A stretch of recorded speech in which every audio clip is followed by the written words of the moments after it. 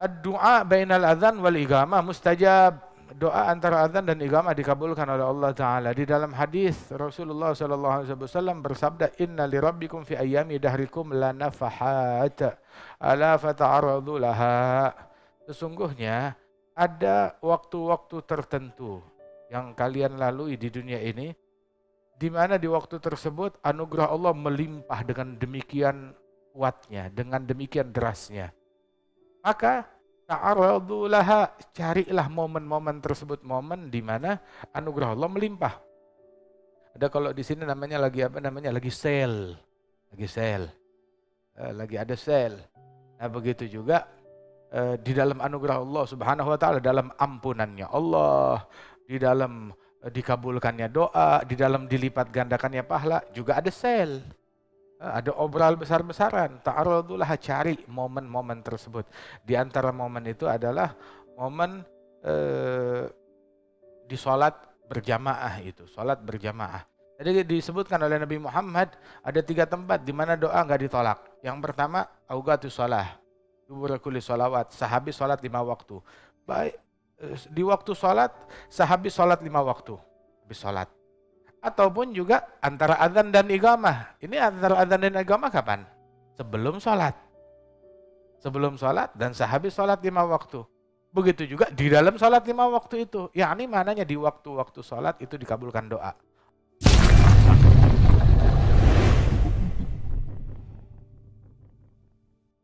Di dalam pengajian kita pada malam hari ini di Masjid Raya Bintaro Jaya, dalam kitab Mukhtaril Ahadits, dari hadisnya Nabi Muhammad SAW yang disusun oleh guru kami, Syekhana Imam Al-Habib Umar bin Muhammad bin Salim bin Hafidh ibn Syekh Habib Bakar bin Salim. Disebutkan di sini tentang suatu hadisnya Rasulullah SAW dalam pelajaran yang lalu, hadis Nabi yang diriwayatkan oleh Imam An-Nasa'i, Da'ma yuribuk ila ma la yuribuk, tinggalkan yang meragukan engkau kepada hal yang tidak meragukan. Yang bikin ragu tinggalin, tak harus. Menuju kepada hal yang kita yakin, yang kita tidak ragu. Baik di dalam ilmu, baik di dalam makanan, yang halal ataupun yang tidak halal, ataupun juga di dalam hubungan kita dengan Allah Subhanahu wa taala, tentang ilmu, tentang peribadatan, tentang metode, tentang dakwah. Tinggalkan yang meragukan kita kepada hal-hal yang tidak meragukan. Dan kebodohan itu meragukan. Dan ilmu itu adalah cahaya yang terang benderang yang memberikan penerangan, pencerahan dan kejelasan. Dan Rasulullah SAW dalam pelajaran yang sekarang kita membaca hadis Nabi yang berbunyi ad-du'a bainal adzan wal iqamah mustajab. Doa yang dipanjatkan antara adzan dan iqamah dikabulkan oleh Allah Subhanahu wa taala. Yakni ketika muadzin beradzan, kemudian antara adzan dan iqamah itu ada jeda. Sebelum iqamah, maka doa di saat-saat momen-momen itu dikabulkan oleh Allah Subhanahu wa taala. Di dalam hadis yang lain ada tempat-tempat tertentu di mana doa dikabulkan oleh Allah Subhanahu wa taala. Yang pertama adalah duburi shalawatil khams, di waktu salat 5 waktu. Sebab Allah tidak memilihkan waktu salat melainkan di waktu-waktu yang paling afdal, yang paling mulia. Waktu yang paling mulia, yang paling afdal, yang paling ijabah. Nah, disitulah waktu tersebut dipilih untuk kita melaksanakan faridahnya kita, kewajiban kita. Dan waktu sholat tersebut yang paling afdal adalah awal waktu.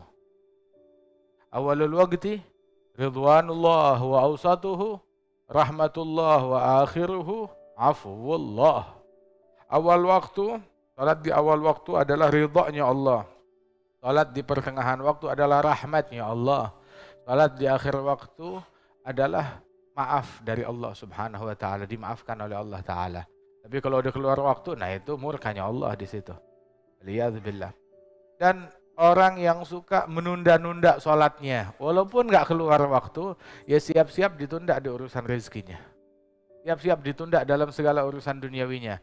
Ditunda urusan rezeki, ditunda urusan bisnis, ditunda urusan kontraknya, ditunda kesembuhannya, ditunda kesuksesannya, ditunda kelulusannya, ditunda perjodohannya, semuanya ditunda. Adalah hasil dari suka nunda-nunda sholat. Hal jazaul ihsan illa ihsan. Balasan kebaikan adalah kebaikan. Karenanya itu yang nggak mau ditunda rezekinya, ya jangan nunda sholat. Jangan nunda sholat. Kalau nggak mau ditunda rezekinya, kalau nggak mau ditunda suksesnya, kalau nggak mau ditunda kontraknya, kalau nggak mau ditunda jodohnya, kalau nggak mau ditunda hajatnya, maka jangan ditunda urusan kewajiban dia kepada Allah Subhanahu wa taala.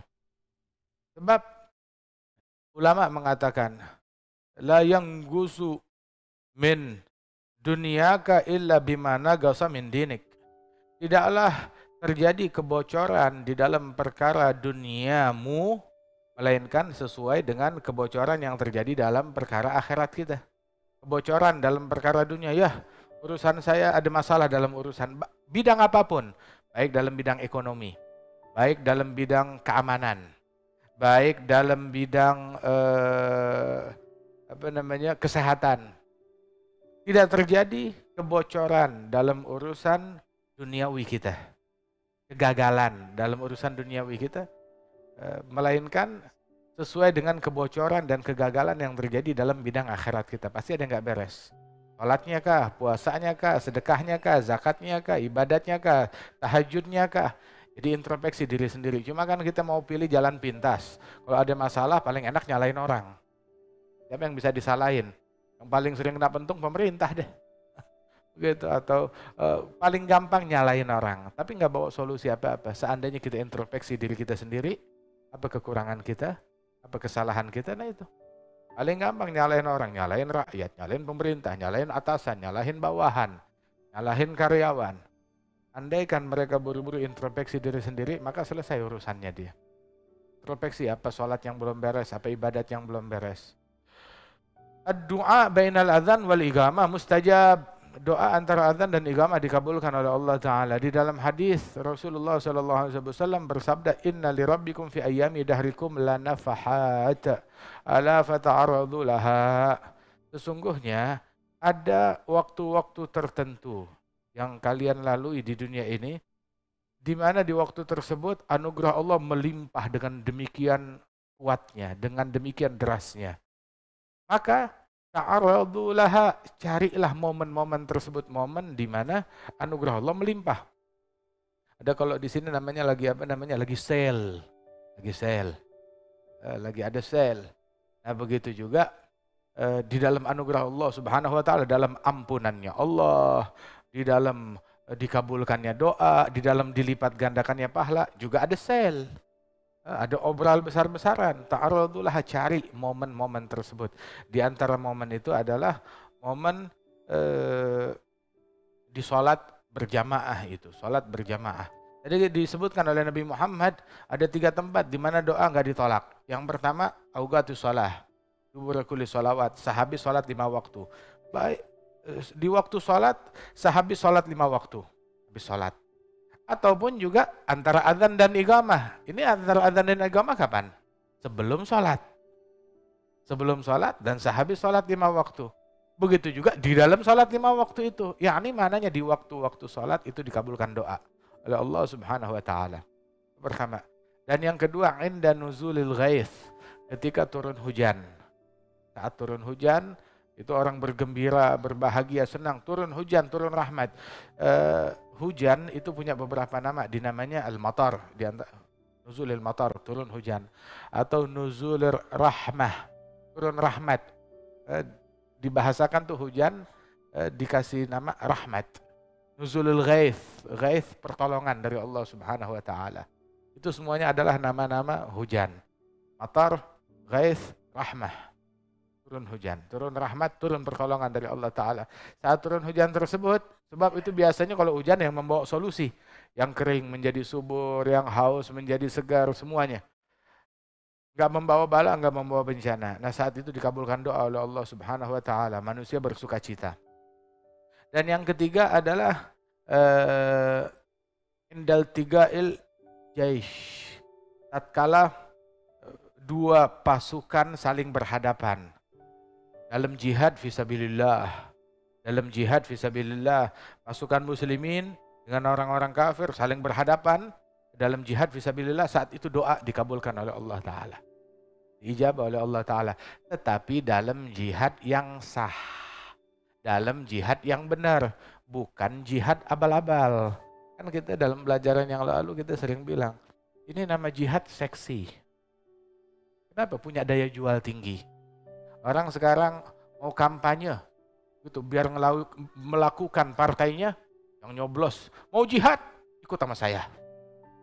Buat ngelakuin calonnya, gacoannya dia, mau jihad fisabilillah, coblos ini jihad fisabilillah, surga kamu, gitu, syahid. Begitu.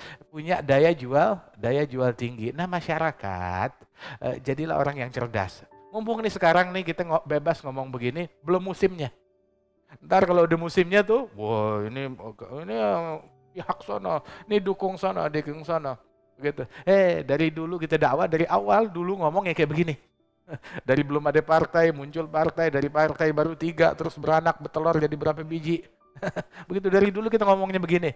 Terima, ambil, nggak terima ya udah, kalas. Begitu, dari dulu kita ngomongnya begini. Dari partai ada, partai mati, partai datang, partai pergi, partai bubar, begitu. Jihad punya daya jual, untuk makanya kita harus cermat, jangan mudah terpancing dengan ajakan-ajakan begini. Dalam pelajaran yang lalu juga kita lihat ketika segala sesuatu dipakai dengan kemasan agama, dijual agama demi kepentingan duniawi. Di Suriah orang bunuh-bunuhan, masing-masing bilang jihad, ini jihad. Berantemnya siapa? Muslim sama muslim. Wala ada satu kafir. Wala ada satu kafir yang mereka perangi. Muslim sama muslim. Begitu. Kemudian juga di Irak, begitu juga. Muslim sama muslim. Di Libya, ribut, berantem, berperang. Muslim sama muslim. Di Afghanistan, muslim sama muslim. Di Yaman, yang sekarang tuh Yaman, dibomnya sama siapa? Sama orang Islam. Begitu. Antara mereka muslim sama muslim. Terus dibilang, ini jihad. Nah, mungkin jihad tapi bukan di jalan Allah, jalan setan ya. Tapi takbirnya Allahu Akbar, cuma jual nama Allah doang. Begitu, bukan Allah yang kita sembah itu. Kalau Allah yang kita sembah, begitu diagungkan, niscaya nggak berani orang mengangkat senjata kepada muslim lain. Begitu, cuma dia mengagungkan nafsu, mengagungkan syaitan, mengagungkan iblis, mengagungkan partai, mengagungkan ambisi politik, tapi dikasih label Allah. Gitu, nggak ada bedanya dia takbiran sambil nyembelih muslim sama takbiran di kakus sambil buang air besar. Nggak ada bedanya. Orang macam begini menistakan takbir. Dari sekarang kita ngomong, mumpung tabungan buat ntar tahun 2024. Sekarang tuh makan nih omongan, telan tuh omongan dari sekarang. Ya. Jadi jangan mudah kita tertipu, cerdaslah, cermatlah. Bagaimana? Mau dunia, mau harta. Saya mau harta. Gak harus jualan agama. Mau harta, kerja. Begitu. Yang beli, yang mau masuk surga, beli nasi uduknya saya. Yang makan nasi uduk saya, setiap suap seperti 1000 rakaat. Ya kan? Bagus gak begini? Ini jelek. Yang kayak begini menistakan agama. Sama juga. Yang nyoblos saya. Gitu. Masuk surga sama sendal-sendalnya. Ini juga namanya menipu. Ini untuk tahta, yang ini untuk harta. Sama semuanya. Sama.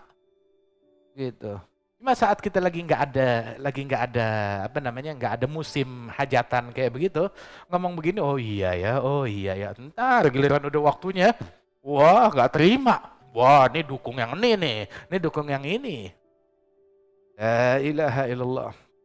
Alhasil di antara momen dikabulkannya doa saat pertemuan dua pasukan yang jihad fi sabilillah di jalannya Allah Subhanahu wa ta'ala. Tapi jihad yang kayak begitu zaman sekarang jangan mudah terpancing, jangan mudah ikut-ikutan.